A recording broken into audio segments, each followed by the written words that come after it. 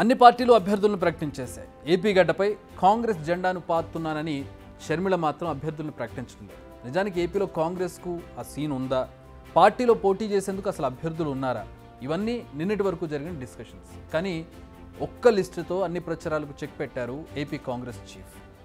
5 అభ్యర్థులతో ఫస్ట్ లిస్ట్ను రిలీజ్ చేసింది. ఇందులో హైలైట్ ఏంటంటే కడప నుంచి వైఎస్ షర్మిల ఎంపీగా బరిలోకి దిగడం. నో సేఫ్ గేమ్స్, ఢీ అంటే ఢీ అంటూనే షర్మిల బరిలోకి దిగుతున్నారు.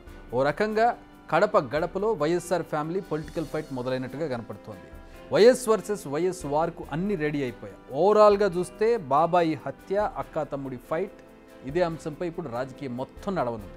దీంతో ఇప్పటికే ఎండలతో హాట్గా మారిన రాయలసీమలో అంతకన్నా రాజకీయాలు వేడెక్కించడం ఖాయమని అనుకుంటూ ఉన్నారు. ప్రస్తుతం Kadapa sitting MP YS Avinash Reddy, అలాంటి అవినాష్పై అక్క వైఎస్ షర్మిల బరిలోకి దిగుతున్నారు. మరి అవినాష్ గెలుస్తారా లేదా షర్మిల నిలుస్తారా అన్నది ఇప్పుడు ఇంట్రెస్టింగ్గా పాయింట్గా మారింది. అసలు కడపలో పొలిటికల్ సీన్ ఎలా ఉందో ఒకసారి అబ్జర్వ్ చేద్దాం.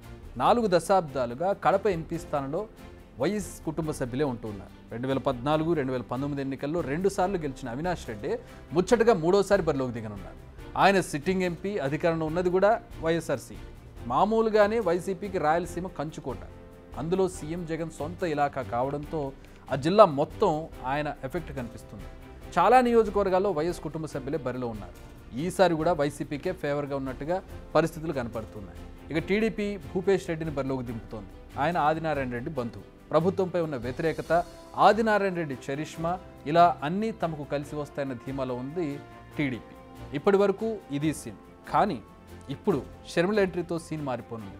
ఇప్పటి వరకు వైఎస్ వివేక హత్యను ప్రచారంలో వాడుకుంటున్న టీడీపీకి ఇప్పటికే నిందను మోస్తున్న వైసీపీ నేత అవినాష్ రెడ్డి కుటుంబానికి ఇది ఊహించని షాక్.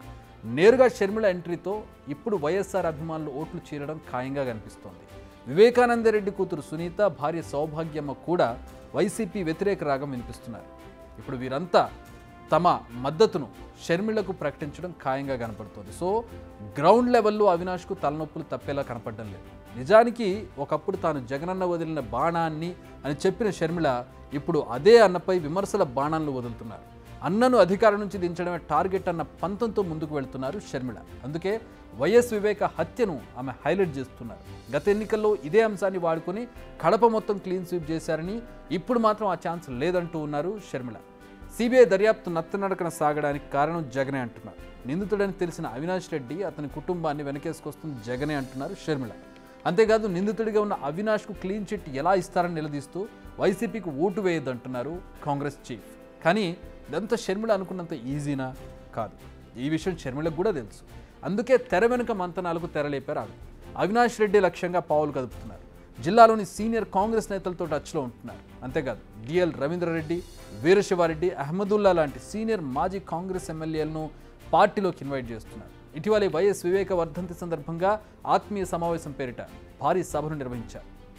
అయితే తెర వెనుక షర్మిలకు టీడీపీ సీనియర్లు మద్దతు పలుకుతున్నట్లుగా కూడా గుసగుసలు వినిపిస్తున్నాయి. అంతేకాదు వైసీపీలోని కీలక నేతలపై కూడా వైఎస్ఆర్ కూతురు కార్డును కూడా ప్రయోగిస్తూ ఉన్నారు. వైసీపీలోని సెకండ్ స్టేజ్ లీడర్లతో రహస్యంగా చర్చలు జరుపుతున్నారు. పెద్దల మాటకు ఎదురు చెప్పలేక ఎన్నాళ్ళు అసంతృప్తిగా ఉన్న నేతలను ఐడెంటిఫై చేసి వారితో కూడా టచ్లోకి వెళ్తున్నట్టుగా తెలుస్తుంది. సో టోటల్గా చూస్తే ఈసారి కడప పాలిటిక్స్ మొత్తం వివేక మర్డర్ చుట్టే తిరుగుతూ ఉన్నాయి. చంద్రబాబు కావచ్చు, చివరికి జగన్ అధికార దాహానికి వంచనకు బాబాయి బలయ్యాడు. 2 చెల్లెళ్ల సైతం రోడ్డెక్కి వైసీపీ పునాదులు రక్తంతో తడిచాయని ఘోషించే పరిస్థితి వచ్చారు. జగన్కు ఓటేయద్దని సొంత చెల్లెళ్లే చెప్పారంటే 5 కోట్ల ప్రజానీకం అర్థం చేసుకోమని విజ్ఞప్తి చేస్తున్నా. సీఎం జగన్ కావచ్చు, వివేకం చిన్నారను ఎవరు చంపారో, ఎవరు చంపించారో ఆయనకు, ఆ దేవుడికి, ఈ జిల్లా ప్రజలందరికీ కూడా తెలుసు. కానీ బురద జల్లేందుకు 2 చెల్లెమ్మలను ఎవరు పంపించారో, వారు వెనకాల ఎవరు ఉన్నారో మాత్రం మీ అందరికీ కూడా రోజు కనిపిస్తూనే ఉంది. షర్మిల కావచ్చు, ఇది ఈ సమరం చేస్తున్నది న్యాయం కోసం. తండ్రి చావు కోసం కొట్లాడుతున్న, న్యాయం జరగాలి అని కొట్లాడుతున్న ఒక బిడ్డ కోసం, భర్తను క్రూరాతి క్రూరంగా కోల్పోయిన ఒక విధవరాలి కోసం. ఇలా పార్టీ ఏదైనా, నేతలు ఎవరైనా వారి ప్రచారాస్త్రం మాత్రం వివేక హత్య కేసే. కడప విషయానికి వస్తే మరి ప్రజలు ఎవరి మాట నమ్ముతారు? ఎవరి పక్షాన్ని నిలుస్తారు? ఎవరిని గెలిపిస్తారు? అక్కకు అండగా ఉంటారా? తమ్ముడికే మళ్ళీ అధికారాన్ని కట్టబెడతారా? లేదంటే వైఎస్ ఫ్యామిలీని పక్కన పెట్టి సైకిల్పై సవారీకి రెడీ అవుతారా? మొత్తానికి మాత్రం కడప రాజకీయం చాలా ఇంట్రెస్టింగ్గా కనపడుతోంది.